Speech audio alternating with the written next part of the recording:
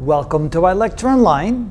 Language is very important, even in mathematics, in order for us to understand one another when we try to talk about what we're dealing with. And so let's talk about the language of division. So here we have x squared minus 8x minus 15 divided by x minus 2. And when we work that out, we get x minus 6 with a remainder of negative 27 over x minus 2. So what are the proper terminology, or what is the proper terminology for all those parts of that division? Well, we have the numerator, which is called the dividend, the denominator, which is called the divisor.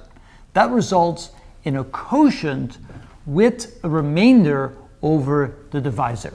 And so that's the language that we want to use. And just so you want to make sure that that is indeed the correct answer for that particular division, let's go ahead and use synthetic division to see if that's indeed correct. So we use the numerical coefficients, 1, negative 8, negative 15, and then we need the root, and the root will be a positive 2.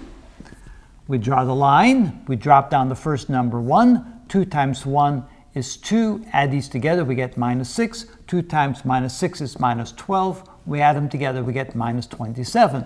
So therefore, we can conclude that x squared minus 8x minus 15 divided by x minus 2 is equal to 1 times x minus 6 with a remainder of, well, plus a negative 27. So we'll just go ahead and negative 27 divided by